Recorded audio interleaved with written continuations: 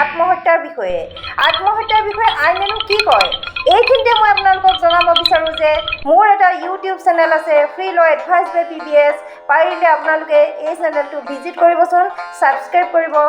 ইয়াত আপোনালোকে জানিবলগীয়া বা মোৰ ফালৰ পৰা আপোনালোকক জনাবলগীয়া আইনৰ সৰু বৰ বহুতো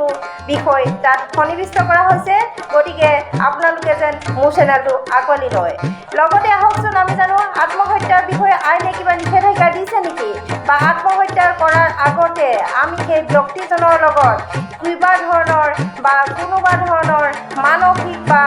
আমাৰ সান্নিধ্যৰে আমি তেওঁৰ লগত মানে তেওঁ দুখ পতলাবৰ কাৰণে আমি চেষ্টা কৰিব পাৰোঁ নেকি আহকচোন জানো আমি সকলো আৰু ভাৰতীয় সংবিধানে কেনেকৈনো আমাক মৃত্যুদণ্ডৰ আদেশ দিছে এই বিষয়ে আমি এইখিনিতে অকণমান জানি থওঁচোন আহক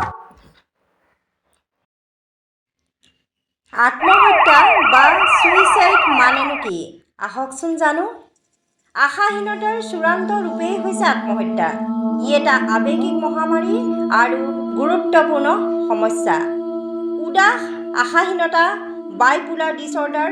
দ্ৰব্য ব্যৱহাৰ কৰি নিজকে মনোৰোগৰ ফালে ঠেলি দিয়া পোষ্ট ট্ৰমেটিক ষ্ট্ৰেছ ডিছঅৰ্ডাৰ গভীৰ আৱেগিক বিষ অন্যান্য কাৰক যেনে ব্ৰেকআপ আঘাত গুণ্ডাগিৰি নিৰ্যাতন পৰীক্ষাৰ ভয় আৰ্থিক দুৰ্দশা ঘনিষ্ঠ কাৰোবাক হেৰুৱা আদি আৱেগিক আৰু স্বাস্থ্যজনিত তথা বাস্তৱক স্বীকাৰ কৰাৰ ভয় আদি একোটা কাৰণ হিচাপে দেখা গৈছে আত্মহত্যাৰ ক্ষেত্ৰত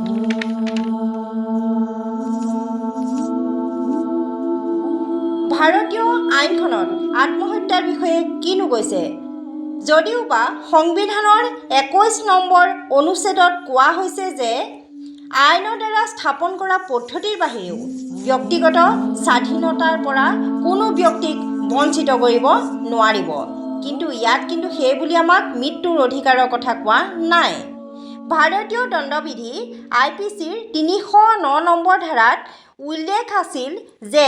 যিজন ব্যক্তিয়ে আত্মহত্যাৰ চেষ্টা কৰে বা এনে অপৰাধ সংঘটনৰ দিশত আগবাঢ়ে তেতিয়াহ'লে তেওঁক 1 বছৰৰ সৰল শাস্তি দিয়া হ'ব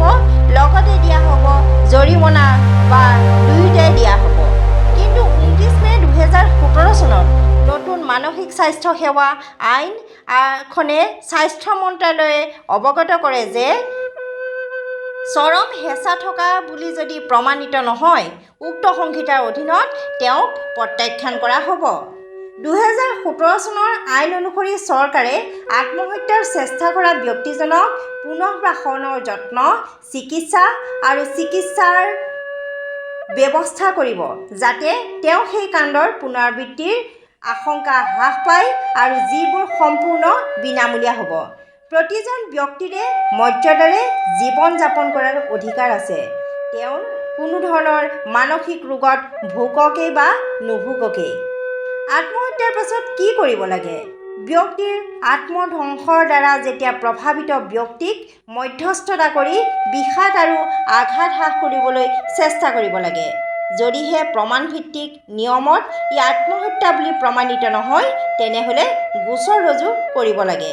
মহামান্য উচ্চতম ন্যায়ালয়ে ৰায় দিছে যে গুৰুতৰ মানসিক চাপৰ অনুমান সৃষ্টি কৰিব পৰা 115 নম্বৰ ধাৰাই 309 নম্বৰ ধাৰাত প্ৰভাৱ পেলায়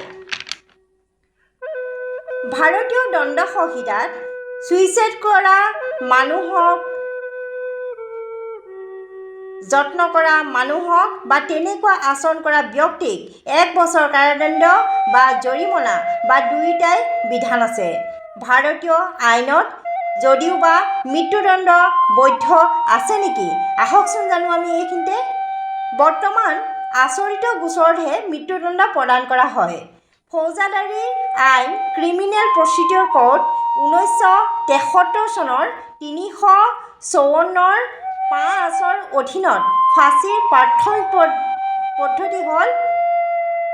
হেং by the neck until the death ডিঙিত ধৰি ওলোমাই ৰখা যেতিয়ালৈকে মৃত্যু নহয় কিন্তু এইটো আইনৰ ক্ষেত্ৰতহে বা অপৰাধীজন যদি আইনৰ ক্ষেত্ৰত জড়িত এই ক্ষেত্ৰতহে হ'ব, কিন্তু বাকী ক্ষেত্ৰত এনেকুৱা ধৰণৰ কোনো ধৰণৰ বিধান নাই। গতিকে আপোনালোকেও সাৱধান হওক আৰু এটা সামাজিক ব্যাধি আমাৰ মাজৰ পৰা আহকচোন, আমি সকলোৱে প্ৰচেষ্টা কৰি খেদি পঠিয়াওঁ। যদি আপোনালোকৰ মোৰ এই চেনেলটো ভাল লাগিছে তেতিয়াহ'লে প্লিজ আপোনালোকে ভিজিট কৰিব মোৰ ইউটিউব চেনেল ফ্ৰী ল' এডভাইচ বাই PBS। পুনৰ লগ পাম এটা নতুন বিষয় লৈ। ধন্যবাদ।